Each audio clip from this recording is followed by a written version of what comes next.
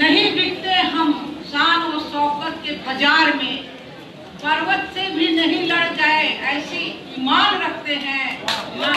न छीन पाओगे तुम हमारे ख्वाबों की उड़ान को, हम तो दिल में सारा आसमान रखते हैं। और जहाँ हम कहते हैं कि गंगा और जमुनी दोनों हम हिंदुस्तानी और कभी भी हम अलग नहीं होने वाले लोग, तो आज एक ऐसा भेदभाव, मुझे ऐसा नहीं लगता कि हिंदू और उर्दू वर्ग का महत्व जो है हिंदुस्तान में ही है।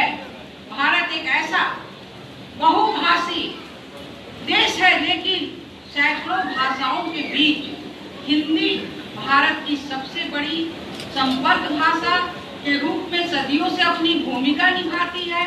और आम जनता के बीच हिंदी और उर्दू को लेकर कोई अलगाव न था, न कभी है। खड़ी बोली पर अगर आधारित हम कहें तो हिंदी और अथवा उर्दू देवनागरी और हमारी फारसी दोनों लिपियों में लिखी जाती है, क्योंकि हमारा भाषा ही वही है। और लेकिन अंग्रेजों ने हमें अपने स्वार्थ के लिए भारत की जनता को बांटने के लिए हिंदू और उर्दू के बीच में लिपि आधारित अलगाव का जो पैदा करना शुरू किया, इस अलगाव को हम धर्म आधारित पर हम बदलना आरंभ कर दिए।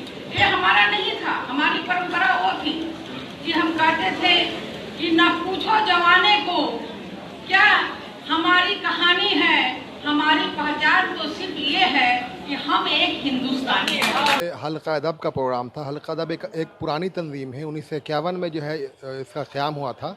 काजी अब्दुल बदूद से लेकर के मुगनी साहब, गुलाम सरवर साहब और बहुत जो हमारे उर्दू अदब के जो चीदा लोग थे, इसके सदर रहे हैं, जनरल सेक्रेटरी रहे हैं। ये तंजीम अभी ऐसे अशरफ फरीद साहब भी इसके सदर हैं, फ़खरुद्दीन आरफी साहब जनरल सेक्रेटरी हैं। और कोविड की वजह से बहुत सारा प्रोग्राम नहीं हो पा रहा था, तो अभी फिर से शुरुआत हुई है। ये जो तकरीब था वो जलसा एजाज़िया था। ऐसे ऐसे लोग जो सहाफ़ी हैं, शायर हैं या अदीब हैं, उन लोगों ने बड़ी खिदमत की है अदब की, सहाफ़त की, तो उनको जो है एजाज़िया बख्शा गया, उनकी हौसला अफजाई की गई ताकि वो उर्दू के फ़रोग़ में अपना रोल अदा कर सकें।